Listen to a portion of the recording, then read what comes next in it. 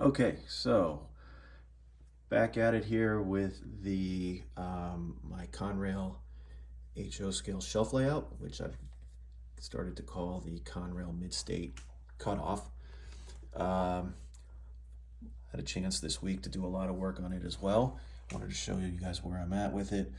So what did I do this week? So first of all, I found some prototype photos for various parts of the cutoff of the shelf layout that I'm just following. For example, I got this crossing here, which I'm going to eventually have here. Then we have this yard office structure. Um, just kind of getting some ideas because that will eventually sit in here. I come out here a little bit. So we have, a road crossing, and then we have a small office, very small yard, really just an office. And then back in here, we might have a little bit of industry. So the office would yard office would stop here, and then this would be industry. And I'm thinking this area right here, kind of mimicking this yard office, a very small drive lane, and then the main line, which would be right here. So yard office, very small main drive lane, and then you have one of the two main lines that pass through the yard. I don't even think it's quite a yard. I'm still looking for a name for that, but it's almost just like an office, Conrail office. So I started putting down just the first, what will be a concrete slab, similar to this, that the yard office can rest on, and also some vehicles can park and drive on. And then I'll transition to something else, and like I said, that would stop here, and maybe some industry that this spur serves. Just started getting an idea of what the ballast is going to look like.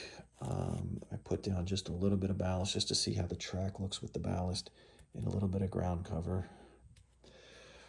I spent a lot of time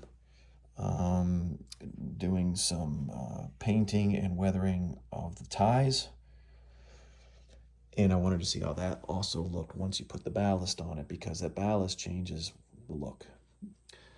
So got some variation in the ties, very subtle variation. The ties that really pop are the ties that doesn't even really show up well in this video because it's kind of dark in here, where that I've made a little bit gray, like they're much older, and they're bleached by the sun.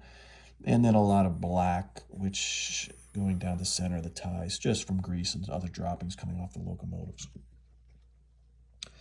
So I currently have, this is a new car I picked up earlier this week. It's basically a gravel car, 100-ton.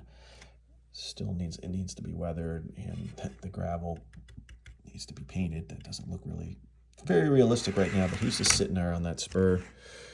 And then we have this closed hopper. We've got this Conrail N8 caboose. We've got my SW1500 switcher.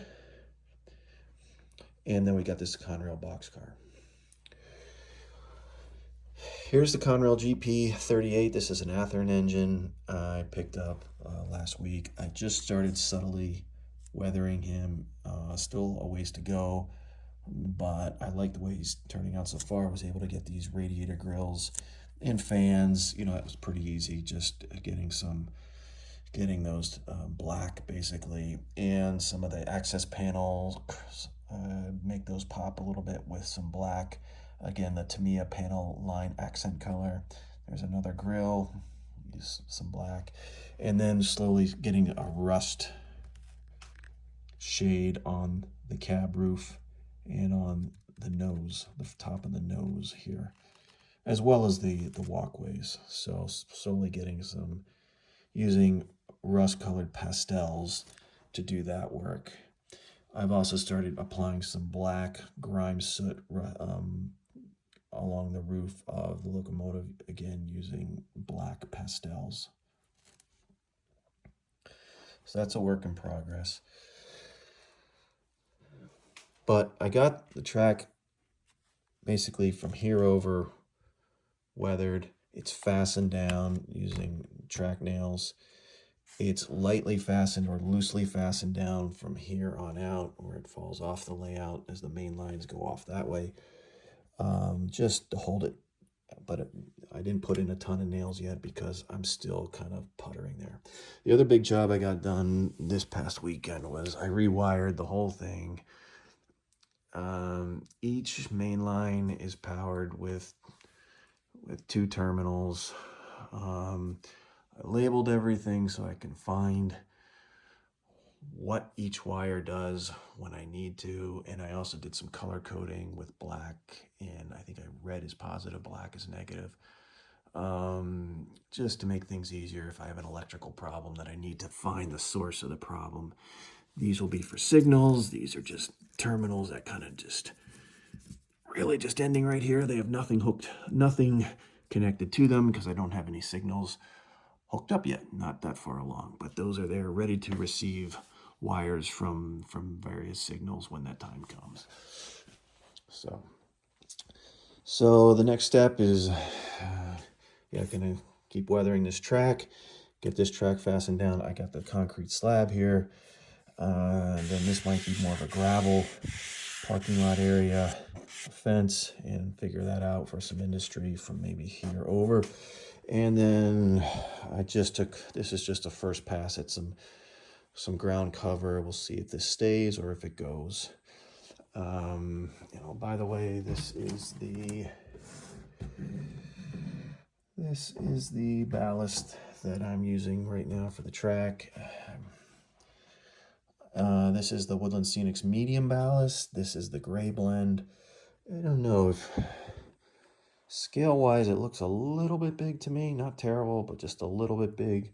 Might switch over to the Woodland Scenics Gray Fine Ballast, which I think scale-wise would look even better.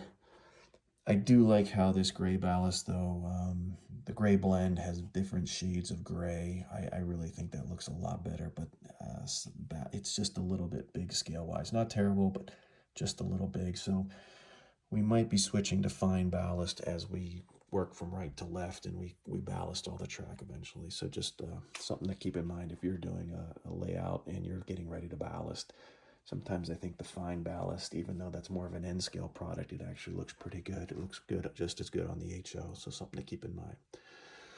All right, so that's where we are, and stay tuned for more videos in the future. And as always, thanks again for watching. Bye-bye.